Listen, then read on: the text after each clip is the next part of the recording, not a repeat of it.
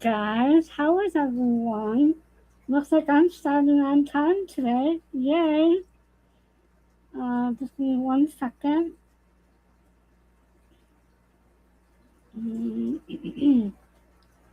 One second, 1 second. No one's there yet.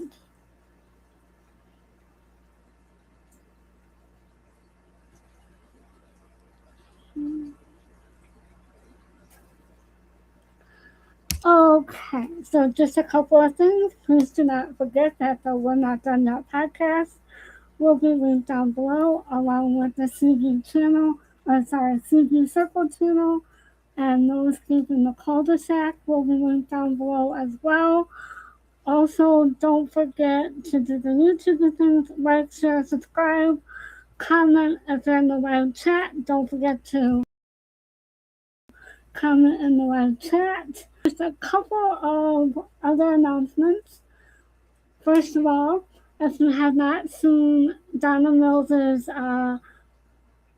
Instagram story, please go check it out. She has launched a new platform. She's going on to OnlyFans. Don't worry, it's not anything like that can be inappropriate. It's just a deeper look into her life and behind the scenes stuff and all that good stuff. I've already joined it, and I've actually kind of gotten a message back from her, so that's really nice.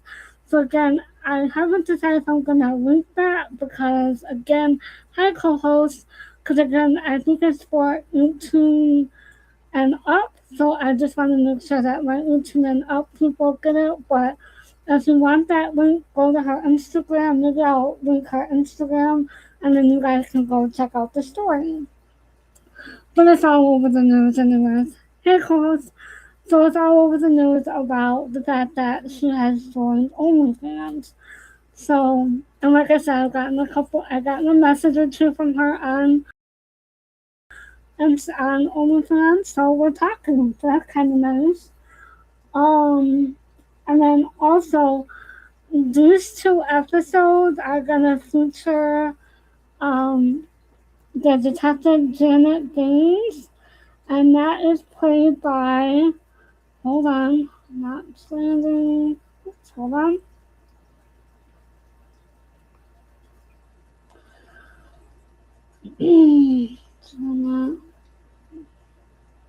Janet Gaines. Hold on. Season 4 actress. Okay, so this these two episodes are gonna be featured Janet Gaines, who is Joanna Pettit, who played Detective Janet Gaines on the show, and unfortunately, we just lost her on July 7th of this year. So I know chances are they're probably not going to see this. So I just want to send out, send out my condolences to her friends and family at the recent loss of Joanna Pettit.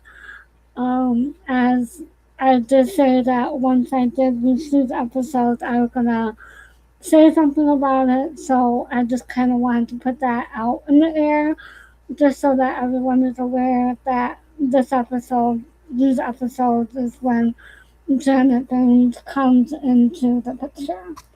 So just a couple of other announcements again. Like I said, don't forget to share, like, comment, subscribe, turn on the bell notification, and then also don't forget about the We're Not Done Yet podcast link down below. The Ciji Circle channel and the No Escaping the Cul-de-Sac channel link down below, as well as I'm going to link Dinah Mills's Instagram because she did come out saying that she was going to go be on another platform. Which, like I said, I've gotten a couple of messages from her already, so that's kind of sweet. um, so yeah. So we are going. And also with these episodes, I don't know if I'm going to play a lot of scenes from these episodes just because of the topic at hand. There's not really a lot to analyze or discuss. Maybe I'll play the Mack and Karen scene because those are a little bit more not as, what do I want to say? Uh, they talk about the situation, but they don't necessarily go into deep at this point. So, season 4, episode 19 is called The Loss of Innocence. And so we first see that there are people running on the beach. I think it's just a couple running on the beach, and they see something awful, and it is Ciji on the beach, and then they go get help. Karen and Mack are talking about why Ciji was not at Daniel's the night before, and that she may have had nerves, but no, that is not it, because Karen said, well, she would have had nerves, it would have been, when everything else was starting for her. So it's not the fact that she was nervous about her album release. Karen knows that there is something wrong, but she cannot put her finger on it. Diana comes in with boxes and tells them that she is packing for New York, and Karen and her get into a fight about it. Mac is trying to help, and she tells Mac to stay out of it. And it is hard because this is like, what, the third or fourth episode where they're married, and so Mac is just trying to fit into the family, and he's just kind of telling her, she's just kind of telling him to stay out of it and to not get involved in all of that. Um, and he's still feeling kind of like an outsider, even though she is trying to include him on the tower. He's still kind of feeling a little bit of an outsider. And um, Karen tells Diana that she did not realize that how fast this is happening, and tells her that she basically forbade Diana to go to New York with Chip. And then we see that Mac is hurt and upset about this. They are still on the there's still people on the beach, and then next we see Chip is on the phone trying to get out of town as quickly as possible while Willie Mae comes downstairs. And then even though Willie Mae is upset with Chip, she's still kind of discussing Ciji and Gary, and Willie Mae is still not happy with Chip. Uh-oh. Oh boy. I just did a Karen line. Oh boy. Just give me 1 second. Um...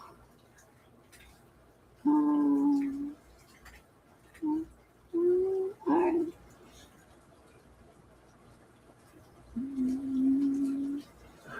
Boy is still trying to get a hold of Ciji, and Richard is making comments about it, saying, like, the sooner that you get her out of your system, the better, and that things will get back to normal. However, Boris still wants him to move out, and, and the mirror, so she still wants a divorce. And then next we see that Gary wakes up drunk on the beach and sees a young boy looking at him, and his mother comes and gets him. He gets up and starts walking and runs into Ciji's unalive body, and he's upset because mainly he doesn't know what happened. Abby, oh gosh, I did it again. What the heck, man? Hold on. Alright.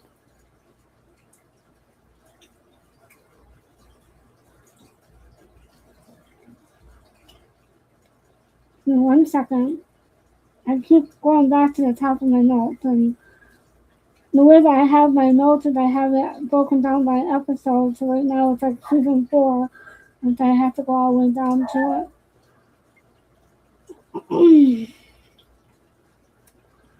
So then Chip runs into Laura as Chip is leaving the house.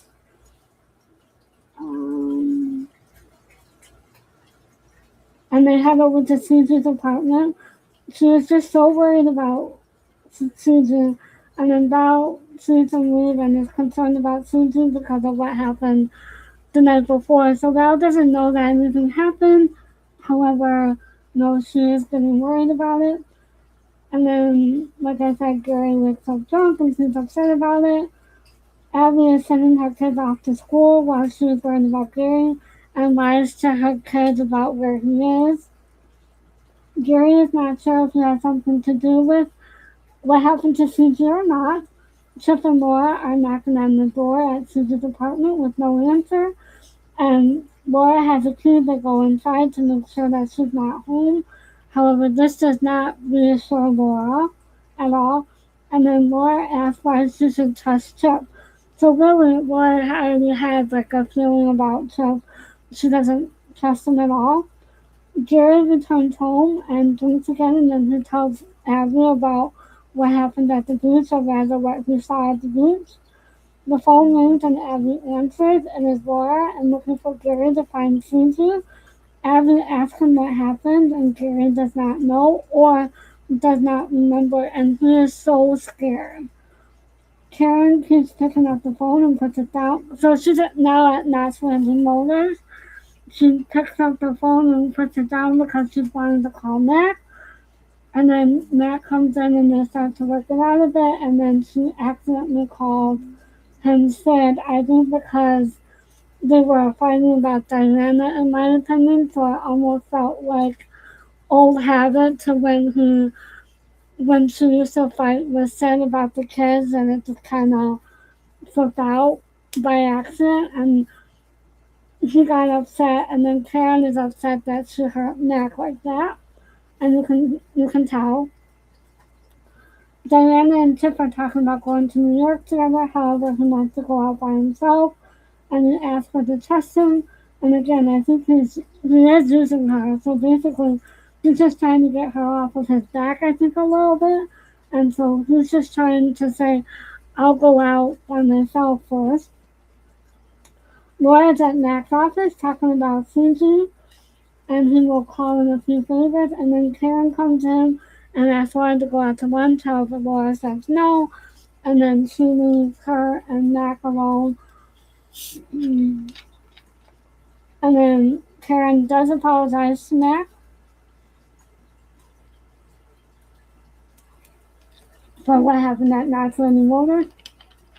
And Karen tells Mac that she is scared, but she does not know what it is. Like, she doesn't know if it's Diana or if it's Ciji or whatever. And I just put this in. She doesn't say this, but she's got this gut feeling in her. And I put this down, like, her instincts are usually always right. And that is so me. Like, my instincts are like 99% correct in my gut, and that's just like how Karen is. And I wonder if that's kind of how Michelle is too. Now, that's something that I always wonder about that.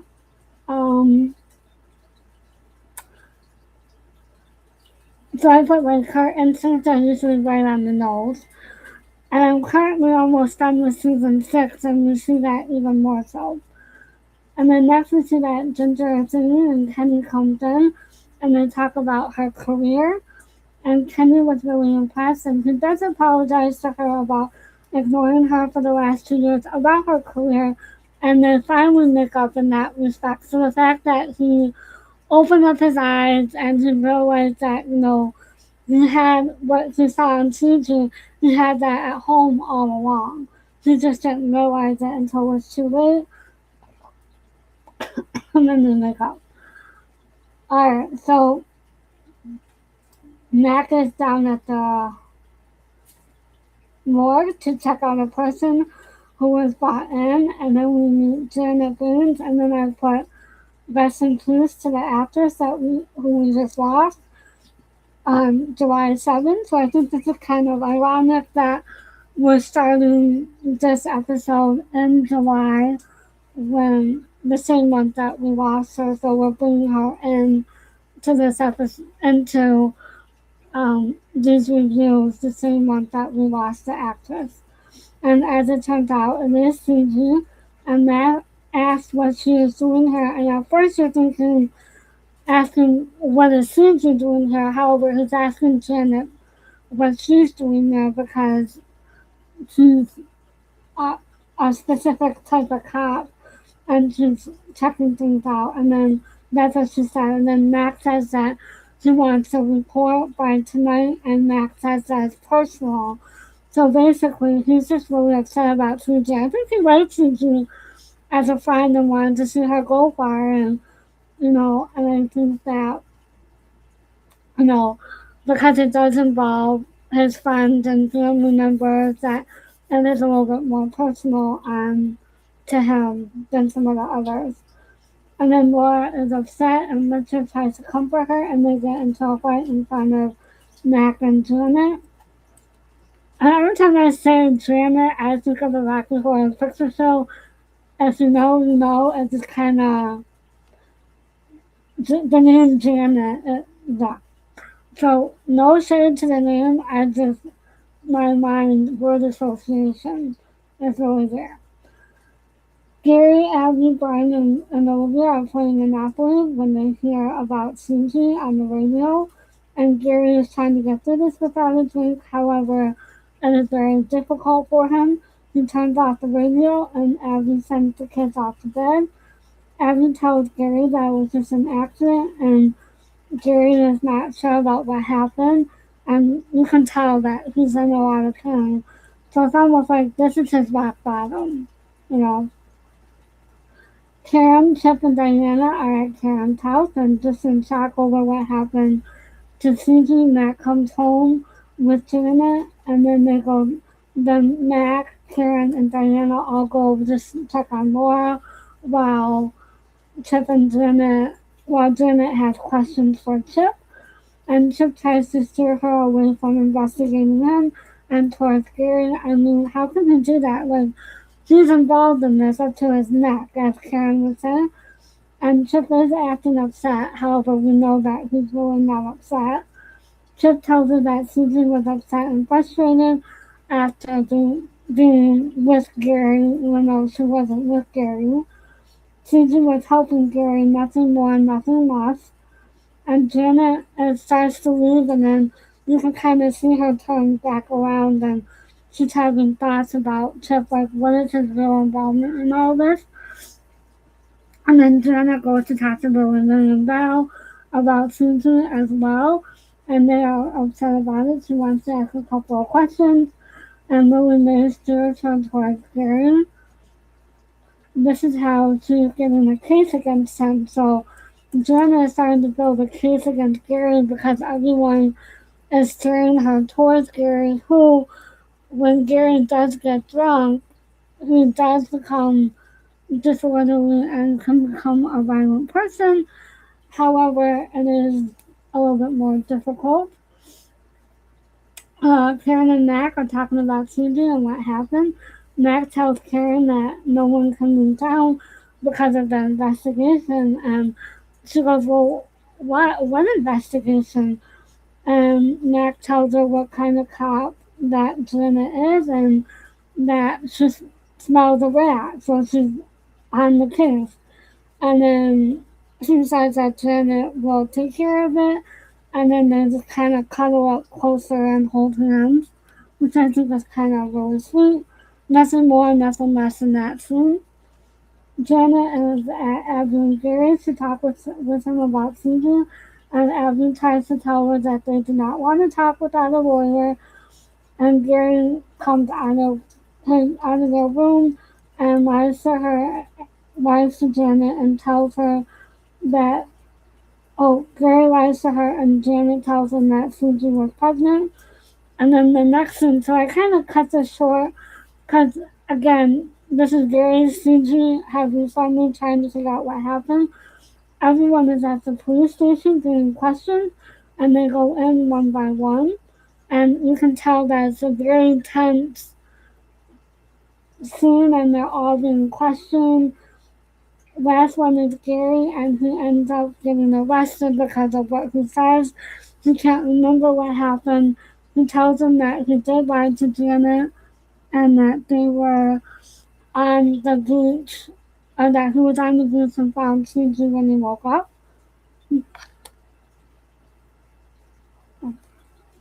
Yeah.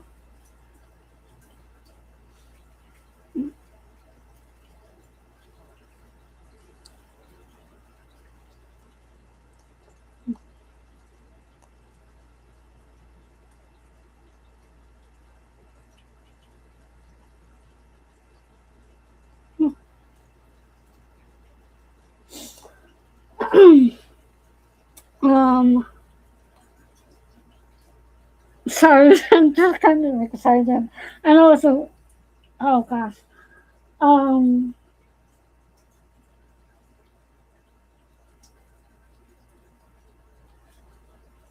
so, mm,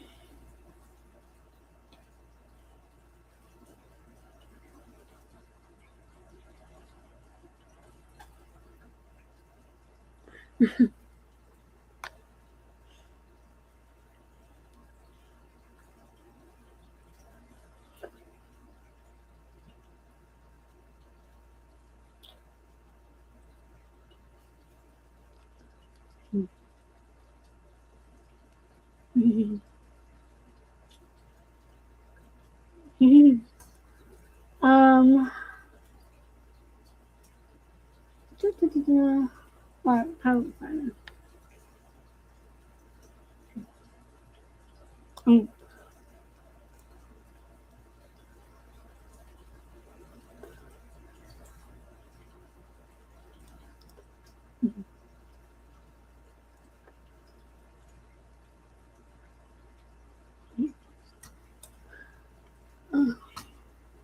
alright. Um,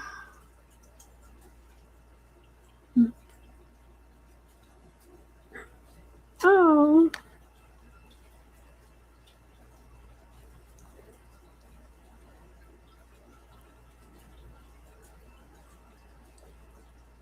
just go with him.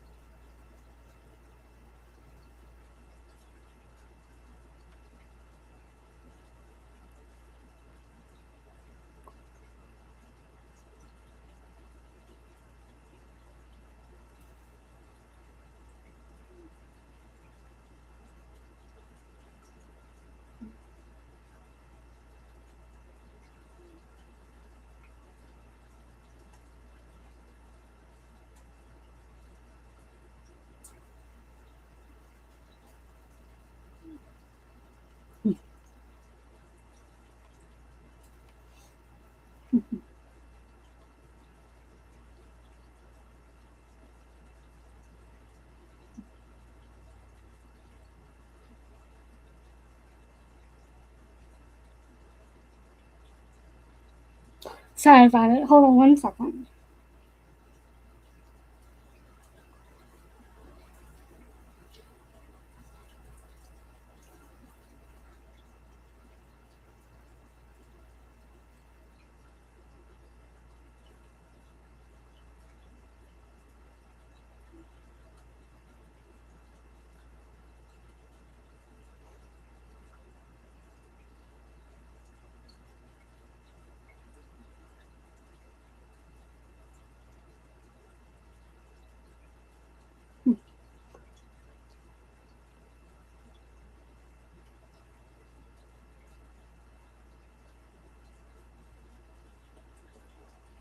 Okay, sorry. So he gets arrested because he doesn't remember what happened, and he just sees that things are kind of off the rails, and he's just like, "Oh my gosh, what's going on?" And he can't remember what happened at the beach, and that he is just kind of like, um, um, he's not sure what's going on, therefore he's gets confused, and then he accidentally confesses to what happened with Ciji. And then next we see that Karen, cause, oh, I'm sorry. Karen tells Val that Ciji was pregnant, and Val asks if it was Gary's, and if that's why Gary called her, and Val is concerned about Gary. That's what I have. I don't know if that was in that episode or if that was in the next episode. I don't remember. So anyways, but yeah, so I think that is the end of the episode. So again, it was very Ciji heavy friendly, or not friendly, Ciji heavy. We see Val getting upset about um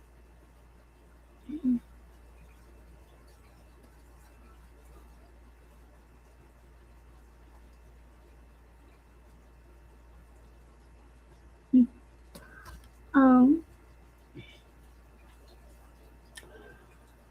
so Gary gets arrested for what happened with Ciji, and then everyone is questioned. Richard and Laura are still going through their problems at home, and they are um uh trying. Richard is trying to do that for Laura and trying to comfort her, but Laura still wants him out of the house.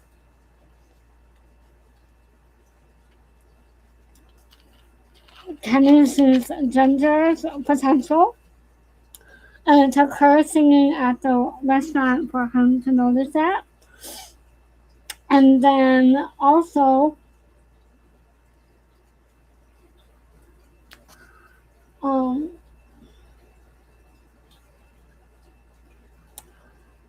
Karen and Mack are trying to figure out what happened with Susie. And again, this is where a lot of the legality versus the morality comes into play. This is kind of when it starts between Karen and Mack, with the legality and the morality, now that they're in a marriage and they're kind of facing things together head on, the legality versus the morality. And we see that Abby's trying to be there for Gary, but it's kind of hard on her, like she doesn't know what to do or how to help him in this moment. Um, and then it's just kind of a difficult episode to analyze.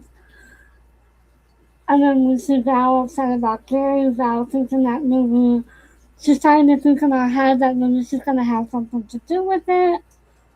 And then after that, um, uh, trying to think of what I'm going to say.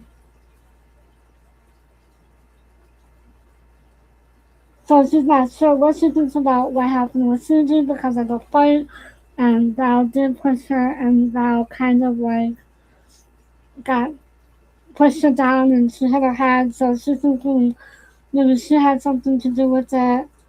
Um, and then Laura's thinking that maybe something happened with Richard, maybe he had something to do with it. I don't know. Um, And then, well, Mack and Karen are like the least possible suspects. No, because obviously they're not going to have anything to do with it. They're there to get the legality versus the morality. Diana doesn't think that Chip has anything to do with it. However, we'll see how that pans out in the next couple of episodes. And then again, Janet is second guessing herself with the whole Gary thing. However, because of Chip, and then we'll see that in the next episode. So I don't think there's anything else to add. Co-host, is there anything else that I need to add? Because I just feel like that there's not a lot in this episode to analyze because it's all like about what happened with Ciji.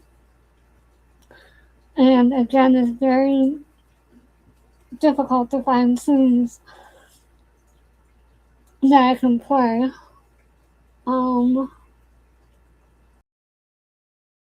Let me see her episode. Hold on. Because I'm on season 6, so let me go to episode season 4. Oh. Yeah, this is kind of a hard episode to analyze. I really think, oh, and then the whole Karen and Diana thing, I think that would be, that's when this starts. So I think there's some things I can play regarding that. So,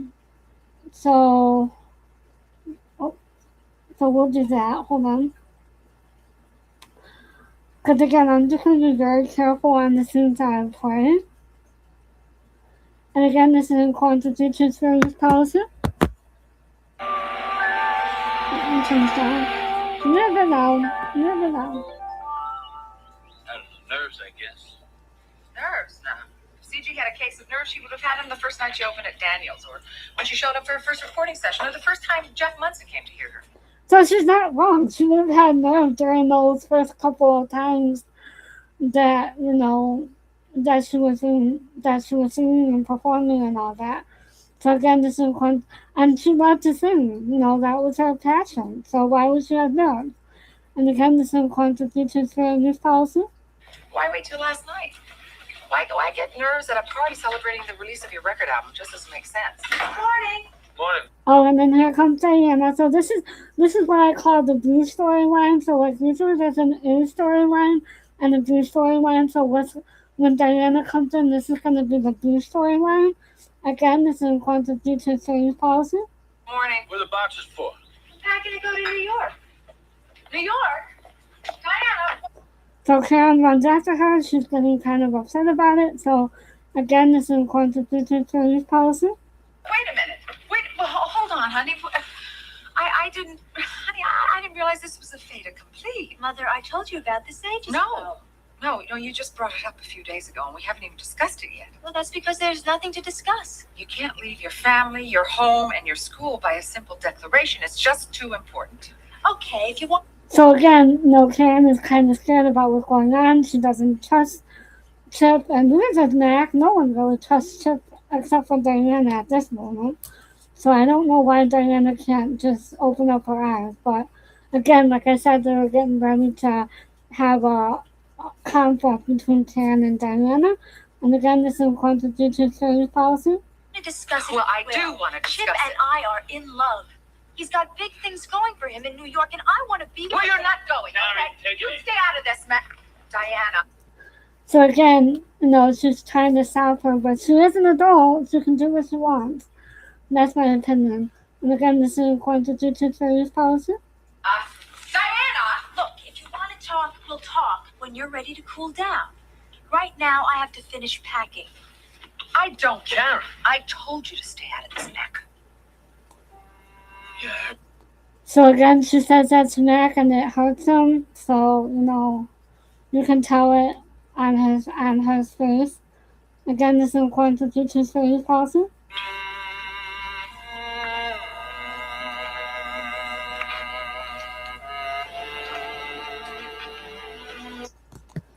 So it's not really that. Sorry.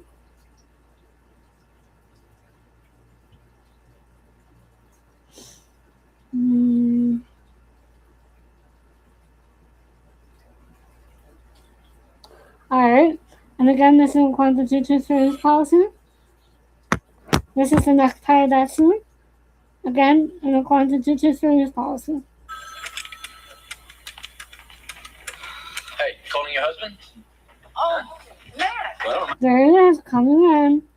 Again, this is in accordance with the transference policy. all right? Yeah. Good. It's okay. You don't have to apologize. Well, who said anything about apologizing? I don't know. That's why you don't have to.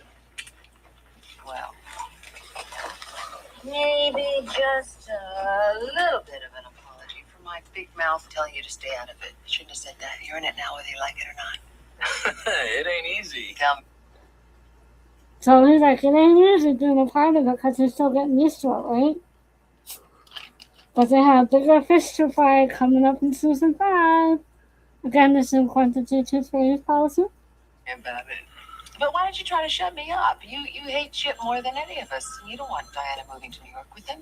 I didn't try to shut you up. But there are other ways to stop her. Sure, hire some thugs. That's one way. But the way to make sure she goes is to forbid her to go. I didn't do that. Sure you did. Again, here comes another fight. Again, this is quantity to service policy. No, I didn't. Diana and I fight. That's our way. That's always been our way. I mean, her mouth versus mine. Heavyweight championship. So you've got to realize it isn't always as bad as it sounds. Sometimes the best thing to do is just let us take our swipes. I do realize that. What you have to realize, Kim. So again, it's kind of like mother and daughters will fight, tooth and nail. God knows my mom and I fought like crazy. It was difficult. Again, this is quantity to service policy. And is that I have objectivity. Okay. And I know that this is not your normal mother and daughter fight. It's kind of Okay. like a rock and a hard place issue. Sid, listen, don't. And there it happened. Karen, you opened your big mouth. Again, this is quantity to service policy. Oh, Mac. I'm sorry. But you're right. What do I know? No, that's not true. It is. You and Diana go back a lot of years, right? Right? Right. I gotta go. Now late as it is. Mac. What? What, Karen? See you later. Aw, poor Mac. And that's that picture that I have up, so. That's the next scene. Again, this is quantity to service policy. I think. It's, Alright, this is quantity to service policy. we'll check it out. Don't worry. Okay. Oh, hi. Delora, don't leave. I just want to see Mac for a minute. We'll go to lunch. That's okay. I think I'll go home in case Ciji tries to call or something. All right. Well, I'll come by and see you later. Okay, thanks. Thanks, Mac. Okay, goodbye. And don't worry. Okay. So this is before we find out about Ciji. They're still kind of figuring out where she is and what happened. So, and Max had told Laura basically that he was going to call in a couple of favors. Again, this is quantity to service policy. Because Mac is going to take care of it. Mac is on the job.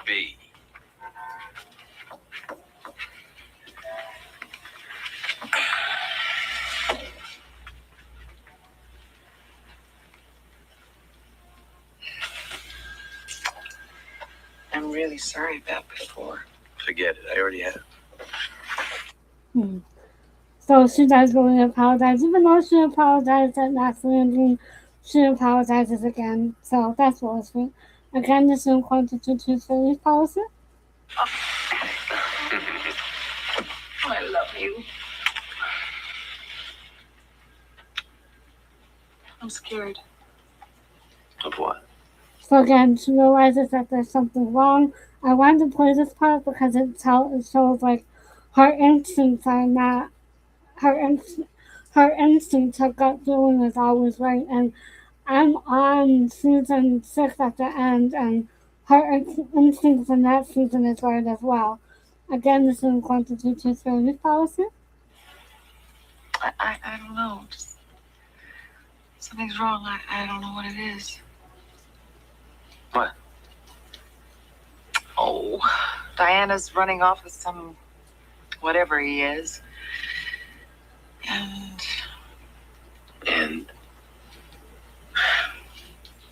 I don't know. It's what you don't know that's driving you crazy. And Laura and me. But that's my business, right? Hey, that hurt you.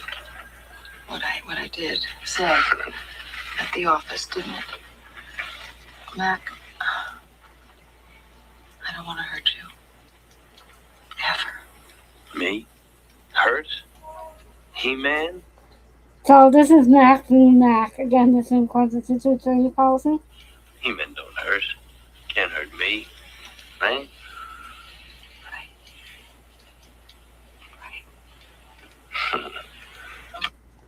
Alright, so that's that scene. And then we get introduced to Joanna Burns, Joanna Pettit, who, again, my thoughts and prayers go out to her family and friends. And I think that's all the scenes I want to play. Because the rest of it is pretty much talking about what happened with Ciji. And then, hold on, just bear with me 1 second. Because of what happened with Ciji, and then,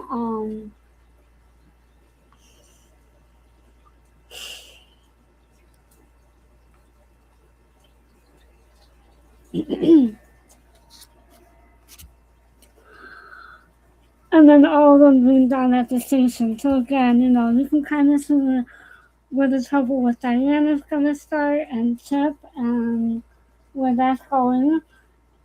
So,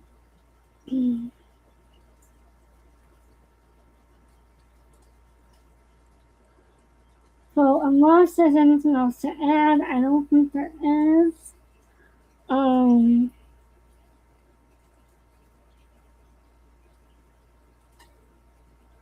just going to jump into the next episode.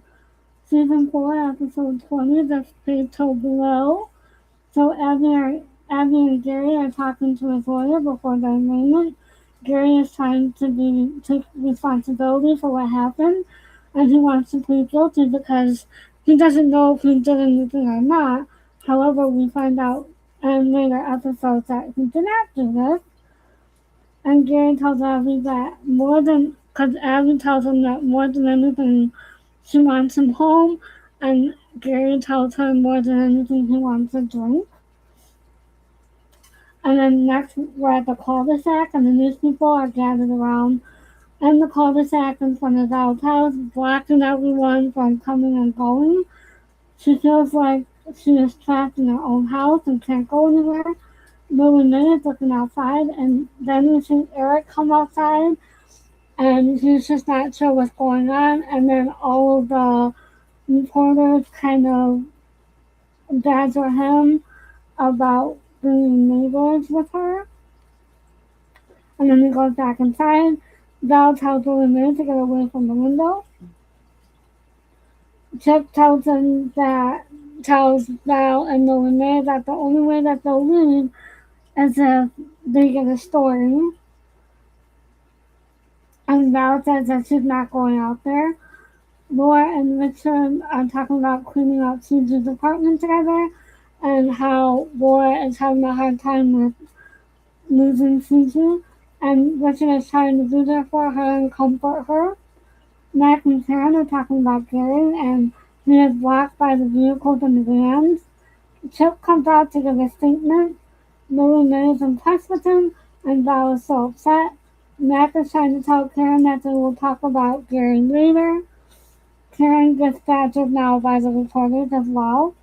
Abby and Westmont, I just call him Westmont because I don't know his name. I want to say Jim or James Westmont, but I just call him Westmont, are at the station again.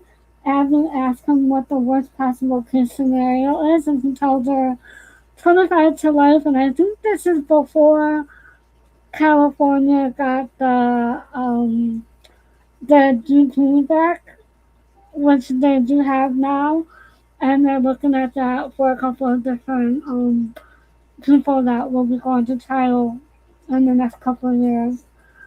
In fact, one of the people who are incarcerated got his sentence overturned and is now serving life instead of GP. Janet and Mack are talking about the report, and he is asking her questions. Mack is upset that he doesn't think that Janet has enough evidence against Gary, and that if Gary is guilty, he wants a copy of the report. Gary is arraigned and will be bound over for trial because he does end up pleading not guilty. Bail is set at $5 million. Val is still upset, and Karen is in her kitchen trying to put away groceries. Val tells Karen about the fight she had with Ciji and is concerned that she may have had something to do with it. Karen reassures her. The reporters are still outside, and Chip is trying to handle the phone calls. Diana asked about New York, and he told her that it was an entirely different situation. So I think basically he's not telling her that the truth that he has to stay in town because of the investigation. However, he's just telling her that it's a completely different situation and that he's reassuring her. Abby, Westmont, and Casey are discussing the bill to get Gary out. Abby asked to go to the viewings, however, they're not sure if they're going to be able to do that.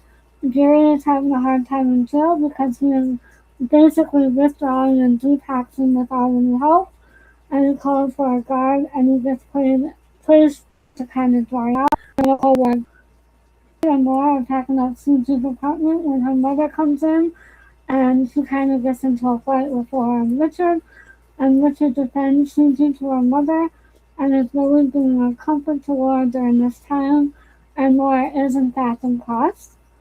Janet is leaving her office as Matt comes in to see her and talk about the past, and Matt tells her that he is off the market and they're just talking. Because I guess they used to be old friends, and I think at one point more than friends, but then they were never followed through. Lily Mae and Chip are still talking about Ciji and Gary and the fact that they may have other suspects and is not a good case against Gary. Chip is getting worried and tells Lily Mae about his affair with Ciji and if he should go to the police. And she tells him that he has to go to tell them about what he knows. And then Karen and Mac are talking about Ciji again and the fact that Ciji did not drown. She is worried now and tells her what really happened, and he tells her what really happened to Ciji. Karen is even more scared. Mac is reviewing Janet's report, and he does not approve of the report. He says it's a good report, but he does not approve of it, and they discuss the possibilities, and again they're fighting about it. Chip comes in to talk to Janet and her partner, and tells her about his relationship with Ciji. They ask if Chip would be willing to take a blood test, and he agrees. And then he is spinning his lies. Karen asks Richard for advice as Matt comes in to knotslanding and asks what's going on, and Richard leaves. Matt thinks that Karen is up to something. Abby goes to see Gary as he is withdrawing and detoxing, and he tells her that he does not want to use any money for Val. Abby is really scared right now. Val is setting up when Jeff comes in to see her, and Lily Mae answers the door. Jeff tells Val that he's going out of town and wants Val to come with him, but she does not want to go at this time. And then he says goodbye, and this is kind of where I say again that I don't think Val really loved him. I think she loved the fact that she felt protected, but she didn't really love him, and that she didn't like that protectiveness because she had to protect Gary for so many years that she felt good about being protected by someone else. And then Jeff walks out. Lily Mae is upset with her. Karen tells Val and Lily Mae what really happened with Ciji, and Lily Mae is upset about Karen telling her and is mad at her. Karen tells her that it is important that Val knows this. Karen asks if Ciji was okay when Val left her, and Val says how she was kind of setting up and talking, however Ciji was telling her to get out of the apartment. So she was still alert and oriented, just kind of like yelling at Val. Westmont and Abby are talking about the provisions in the will, and she will end up taking over. Abby tells Westmont that she doesn't want to do anything right now because she said it's the best thing for him is to kind of let him dry out and detox because she's scared that if he gets out, comes home, and then he goes on another bender, then something worse can happen after that. Val tells Mack and Karen what she knows about Ciji. Mack knows that Val had nothing to do with Ciji, what happened with Ciji, and that asked if she was setting up, and she said yes. And Mack asked what makes her think that she has anything to do with it. and she tells him that Gary called again after Lily Mae left that night, and she thinks that Gary covered up for her. Mack tells her to go down to the police station and to call an attorney and not to go without one. Richard comforts Laura, who is crying and asks about going away for a while. Laura tells him that she wants to be alone right now, and Richard, you can kind of see Richard is starting to unravel a little bit. He's thinking in his head. He doesn't know what's right, what's wrong, what's up, what's down, what's right, what's left, what's sideways, what's upward. So he's just kind of like all over the place.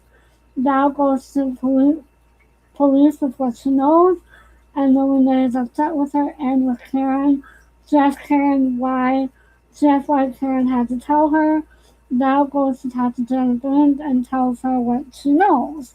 So that's the end of that episode. So again, we see that Gary is yeah.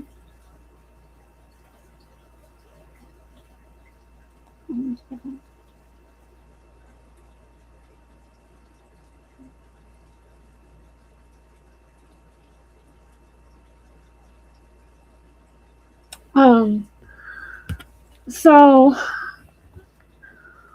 she goes, so we kind of see Mack and Karen still talking about, like what could happen, who could have done this, and why anyone would want to hurt Ciji. So they're all still in the dark, and Karen doesn't think that Gary had anything to do with it. However, Janet doesn't have any other leads until Chip kind of comes in, and then we'll see too that Laura kind of unravels as Richard is unraveling.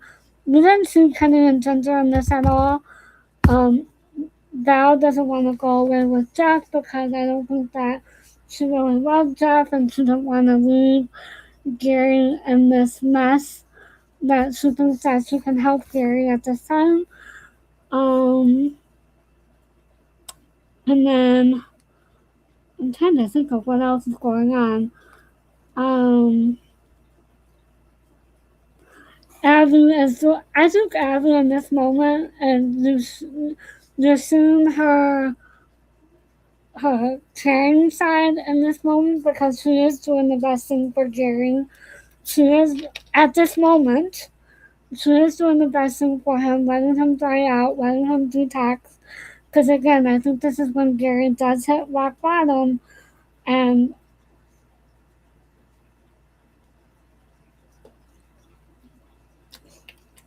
he has to get through this in order to move forward in his life. And this is going to be a hard lesson to learn, and a hard thing. And again, like I said before, people who have addiction have to hit rock bottom before they get help. And we see that right now with Gary, in his rough spot. And so once he gets through the detox, then they'll go further. And he has a couple of weeks to detox, because I think his preliminary hearing was sent out longer, which by law they have to do it within so many weeks, but they can agree to have an extension or to get more time. And so I think that was in the best interest of Gary. And he can just kind of dry out. And then again, we see Mack and Karen, the legality versus the morality. Like, they're starting to talk about it, and they're starting to become like a power couple, and that's when I'm like, okay, well, Mack is, federal, and Karen is just trying to help him out, and we'll see that more as the seasons go on. And I was thinking about this as I was watching season, where I'm at right now, and the show. I don't honestly, as much as I did like Sid, I did like Karen and Sid together. However, it was a completely different relationship, and I honestly think, this is just my opinion, don't kill me, and co-host, you can let me know if I'm wrong or if I'm right about this, but I don't think Knots Landing would have lasted as long as it did if Sid was still on the show. I think that at some point, with the way that the character of Sid was going, I don't think it would have lasted as long. Either that or I think that Sid would have lasted much more than season 4. I just, because if you think about all the storylines that came about because of how they had Matt come in and he was a cop, lawyer, investigator, whatever you want to call him, and the fact that they were able to do a lot more storylines, and then they were able to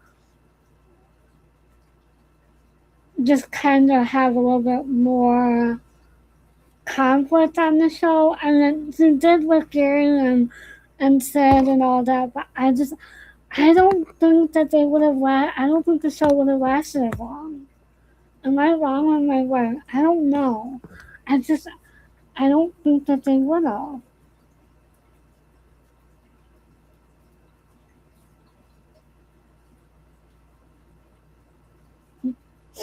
So I just think that they wouldn't have lasted that long. I'm sure they brought in Abby and that because they stirred things up, but yeah, I just don't think that they would have lasted as long as they did. I think Mac and Kevin Dobson brought in a lot more storylines for them. Hold on.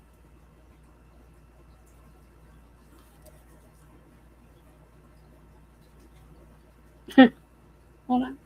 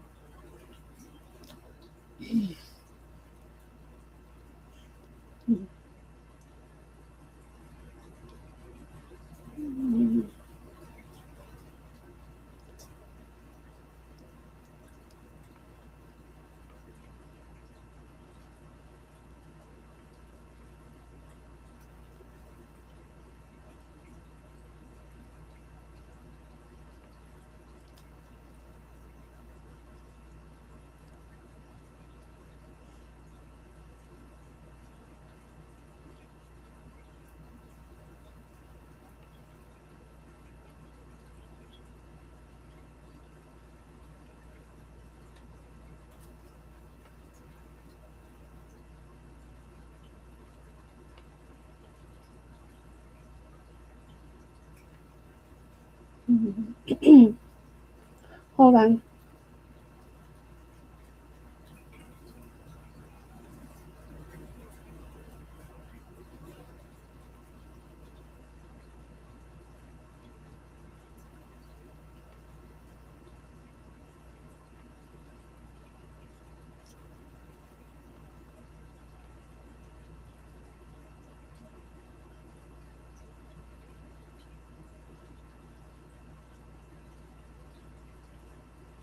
Just bear with me.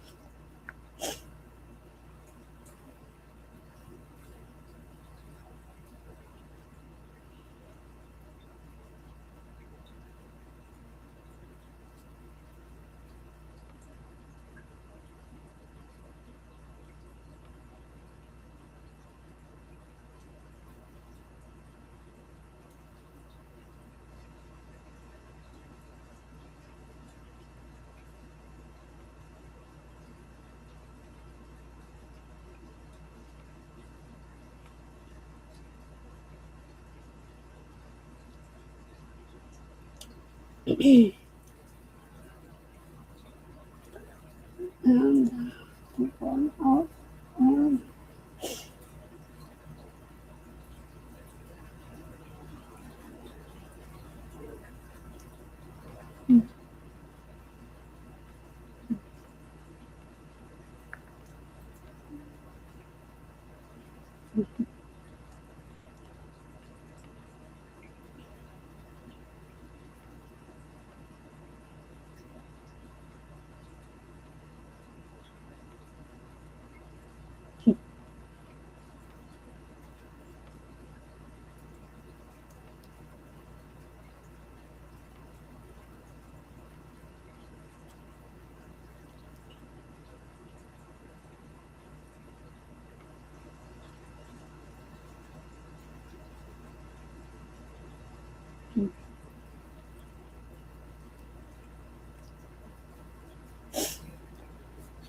Okay, sorry. I'm kind of chatting with someone. So yeah, so I just don't think that would have lasted as long without with Sid. I don't think that they would have had a lot of the storylines that they had, and I don't think that, that they brought Abby in, and she could have started off a lot more, but I think that they would have still had the same storylines kind of going with Abby back and forth about who's she gonna break up, who's she gonna get with. And I also like the fact that they made Gary a little bit more complex as well because it brought that out. Because I think that if, without doing that, that they would have run out of storylines. And then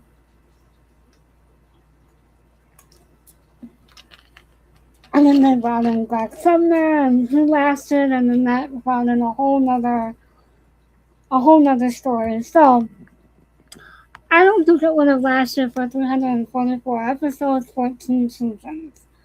I just don't think it would have. Because I think that they would have gotten stale with material and hard to find things that would keep it keep it new and fresh. And again, I had the pulse on America, and I think that that's what it really showed again with Gary hitting rock bottom. Just showing that there's things that they can do to help. And again, it was in the 80s with the AANA, that was really important. And then again with the AANAs, and then um, and kind of showing the court system, I think, a little bit too. Because the court system was involved quite a bit between Gary, Lily, Mack. So kind of showing what the legal system looked like. So I think before there was like all these divorce courts and judge duties and the people's court and all that, that they kind of showed like what a real courtroom looked like. And now we don't just have those court TV shows. Now we have like courts on YouTube. Like I watched here in Michigan, I watched Judge Simpson, who was hilarious, and he went viral for someone who had a suspended license and who was driving and who got caught driving on a suspended license and got into trouble. And I don't know if you guys are aware of that, but it kind of made its way around the United States, but I don't know if it went over the internationally, but I know like in the United States it was a big thing because I saw like even A&E had like courtroom with Judge Simpson, so that's kind of funny. So now we have like all these courtrooms, and I think that the vid, and when I say vid, I don't mean video, that the vid had a lot to do with that. So we're seeing a lot more that knotslanding kind of brought to the forefront. And again, had the pulse on America, wrote about stories that are important, and again, that is important today because with the pandemic that we had, there was a lot of things that happened during that time frame, and the mental health skyrocketed. Um, People were having rough times. They didn't know where to turn to, and we're seeing a lot more crime. We're seeing a lot more, and again, we're spending a lot more time inside than outside. And so I think that, and we don't have what's called appointment television anymore, where when Knots Landing was on, you had to wait a week for it to come for the next episode, and then if you didn't watch it, then you missed it. We don't have that anymore. I kind of miss that. No, I remember when my family as a whole, when we were all four together, we had to decide what we wanted to watch every night. So some nights we got to watch Blossom, some nights we got to watch whatever my brother wanted to watch. I forgot what show, Two Lights or Home Improvement or whatever, just shows like that. But then when we were at my grandparents, it was either with my mom's parents, the Golden Girls, I think Designing Women, uh, Full House, Family Matters, all that. And then with my dad's parents, it was the likes of Dallas Dynasty, Knots Landing. So I had like all the nighttime soaps that I would watch with them, and then all the comedies I would watch with my mom's parents. And they didn't have cable. They had the dial, and you had to get up to change the channel. We don't have that anymore. I wonder what Knots Landing would be like now. I wonder what it would be like now in today's world. It would be rather interesting. But I don't see them doing a reboot because I don't know what else you could do. What else you could do with a reboot on Knots Landing that they haven't done before? I don't know.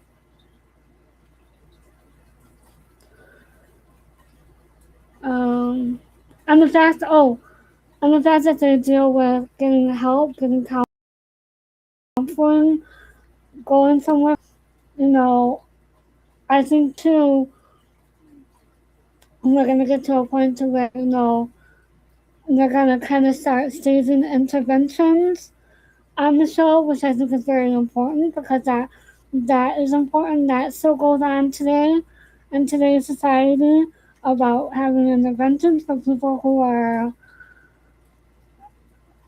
have an addiction or who are going through a hard time. The loss of children, whether it be through losing them biologically or other ways, or just things like that. That is still going on in today's society. So I wonder what it would be like in today's society.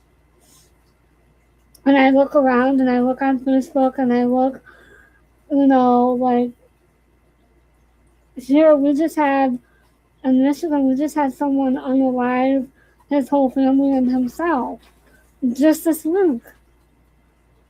I mean, there's like really, really tough times in the world today, and I think that if we had our kids outside playing and with one another, and you know,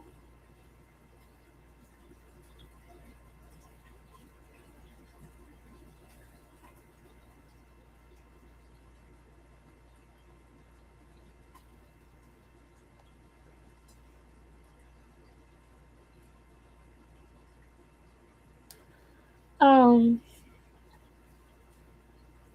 yeah. So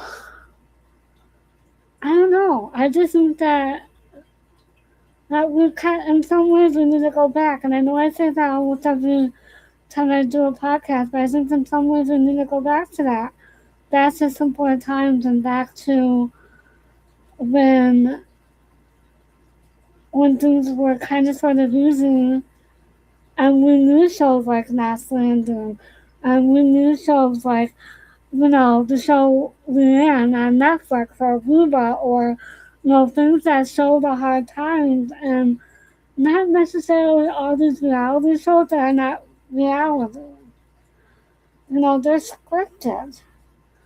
And Knots Landing dealt with a lot of hard stuff, but it was also comedy. I remember watching the scene with Abby a couple of times, and she's getting her own way, and then she just starts singing like she's happy, like she's getting her way. So I think that's kind of what we need. We need shows like that, and and we need shows again like, well, not the new Dynasty, but the old Dynasty and the old Dallas, and Who Shot JR, and who just back to simpler times, and That's just my opinion. I don't know. What do you think, co-host? Am I right or am I wrong? Am I going on a tangent here? I don't know. Alright, let's see.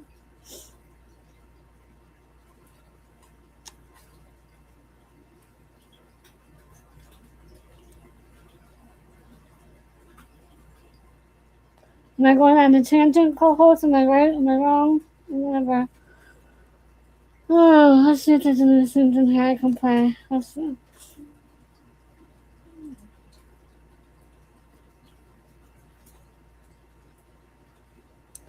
I'm trying to see if there's some scenes I can play in the next episode.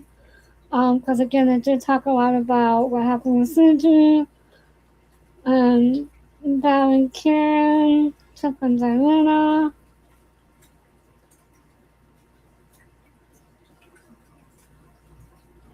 Janet Burns and Matt.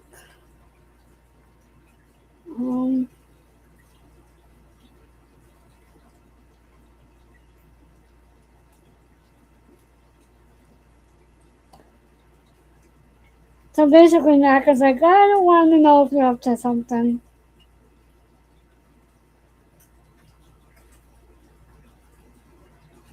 Yeah, that's really not.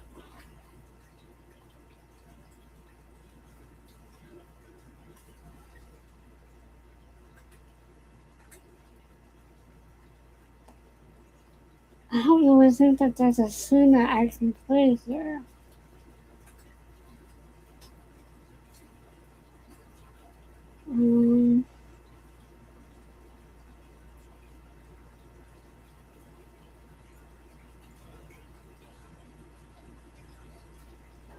I want to try and play this scene, but then I might have to cut it short. So, because I do want to play at least one scene.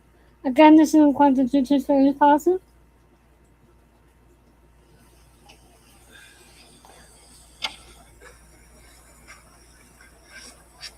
Again, this is according to Jiji's series policy. It all seems so wrong. I don't know. A girl drowns and Gary happens to be at the wrong place at the wrong time. Karen, I was just saying that it's not as simple as all that. So Mac is trying to tell her that it's not as simple as all that, that something else happened. Again, this is according to Jiji's series policy. I know.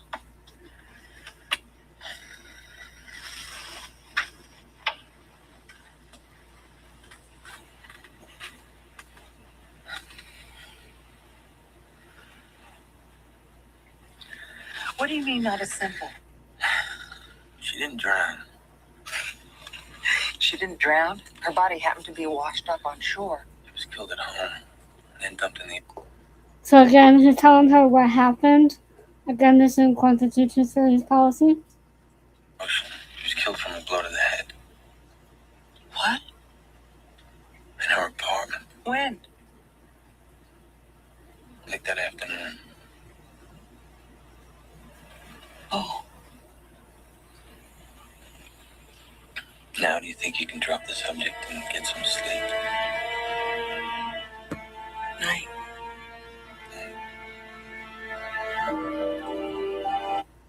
So yeah, so that's like the only thing that I can play from this episode. But the one thing that I forgot to mention is, I don't know if I talked about it after the last episode, is the relationship between mothers and daughters. Okay, so this is very difficult to describe the fact that how sometimes when daughters get older and they're still living at home, mothers and daughters can continue to fight because they both think that they're wrong. And I think that this is especially true if a daughter is an oldest child. And I can say that without conviction because I am the oldest and I'm a daughter. And I lived with my mom up until we lost her. And we did go to blows. We went not like just physical, but we went with fighting words like Karen and Diana. We fought like that, but there was really nothing I could do. We were both like taking care of each other, so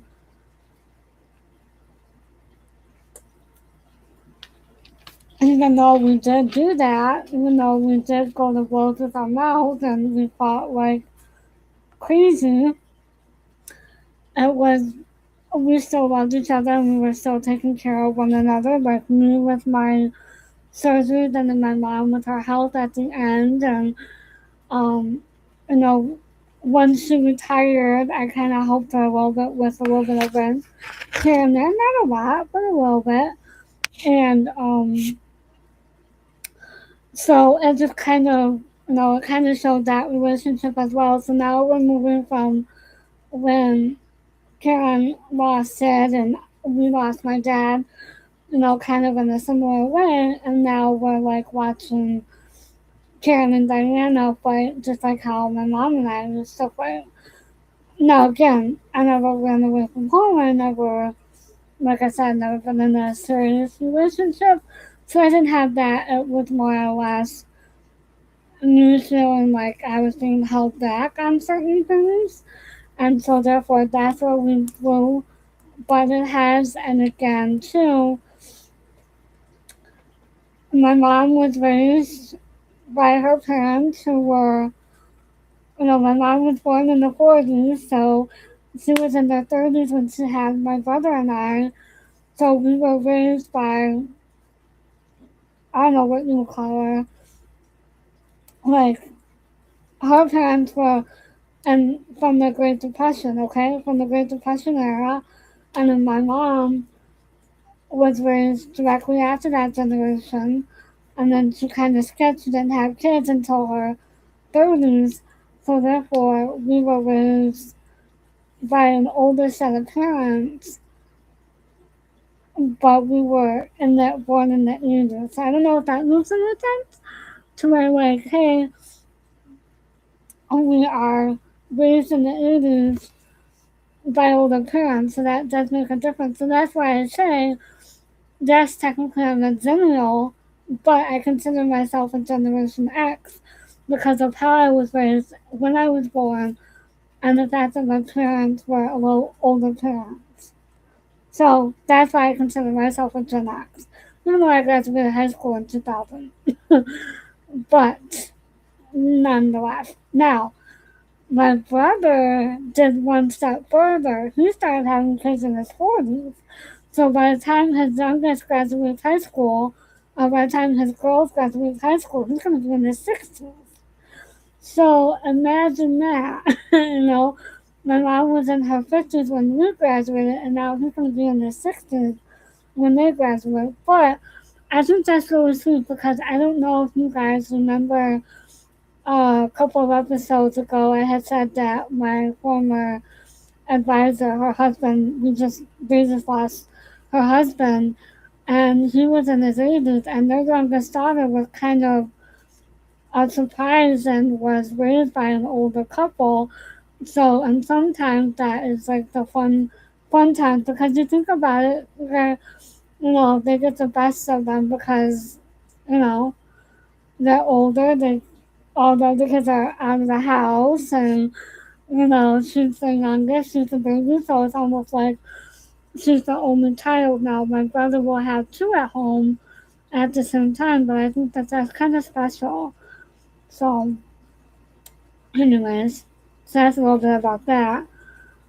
I don't know. I think that's all I have for today. Trying to think. There's anything else I want to add. Like I said, these next couple of episodes is not going to be a lot of scenes to play, but that's okay.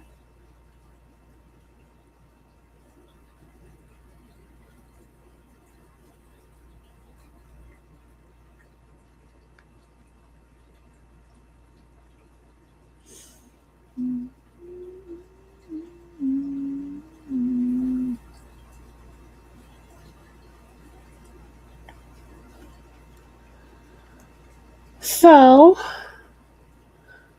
co-host, what do you think about what I said about mothers and daughters and the fact that if they're still living at home after a certain age that they tend to butt heads? I think that they do. That's just my opinion.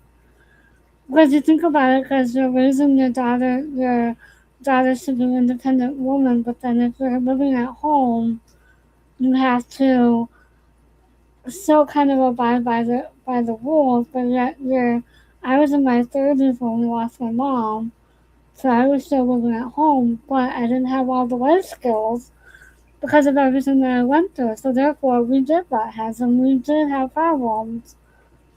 But that's not to say that I didn't love her and I wouldn't do anything for her.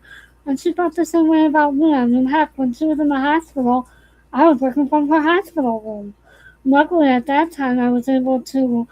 I was a case manager in the area where I'm at, and where I lived, and I was able to go there. And I was an adult foster care home case manager for community mental health agency. So I was able to make appointments and not be at the office all the time. So I was out in the field a lot, and I was able to schedule appointments around the hospital so that I wasn't too far in case she needed me. And so I literally was working out of the hospital when my mom was in the hospital. And that was kind of interesting. I didn't always have good internet, but I would go to a home and see my clients or talk to the group home manager, do what I needed to do. Then I would come back to the hospital if I had time. I would literally do that. I did that for about a week straight until we lost her. So I did that from she went in the hospital on a Monday, and I did that Tuesday, Wednesday, Thursday, Friday, up until we lost her that Sunday. So I mean, we went through it. We literally went through it. It was difficult, and my life was turned upside down at that point. So, you know, because I didn't have a lot of life skills. I never lived on my own. I didn't, still don't know how to really cook. I just know how to put things in the microwave, press a button, and that's my dinner, or my breakfast, or whatever. So and I'm limited on what I can and cannot too. So there's that. So anything that I can and cannot eat, I know my limitations. I know my stomach. I know. So therefore, I can eat pasta, some soft meat, and that's about it. So yeah. So it's just hard. So that's why I can kind of see Karen and Diana. I can kind of see that with my mom and I. But again, not guy related, but other ways. Like we just butted heads all the time. I was so much like my dad's mom, where she was just so stubborn. It must be a southern thing. I think southern people are stubborn. And when you're raised to think that you can do anything you want to do, and you're raised that way, and you put your mind to it, to become independent and not be coddled, but then you were kind of coddled in certain ways. Kind of difficult right there. Just saying. So, I don't know. That's just some thoughts on mothers and daughters. On mothers and sons, too. And we'll talk about that when we get to some scenes with Karen and Eric, too, as well. So, but can you guys see the legality versus morality coming in with Karen and Mack? I can kind of see that starting a little bit. And like I said, with season 5, there's going to be a little bit more of the storyline that we were talking about. There's going to be more of the Pulse in America, and we'll see Greg Sumner come in, and we'll see all that coming into play in season 5. So We just got 2 more episodes of season 4, and then we're jumping into season 5. So yeah.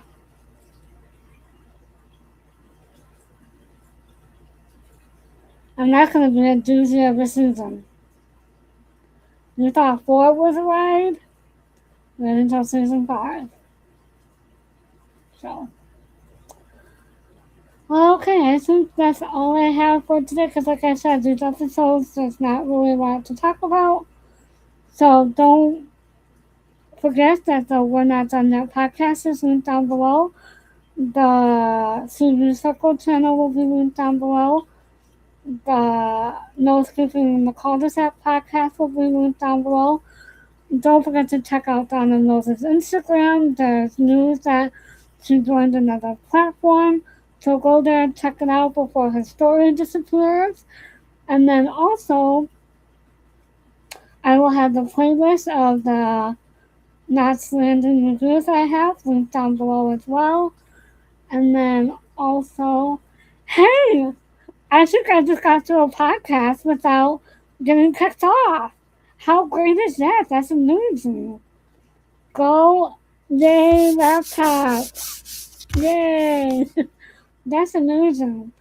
So don't forget to do the YouTube videos, like, share, subscribe, comment down below. Don't forget to turn on the bell notifications. And I will see you guys tomorrow.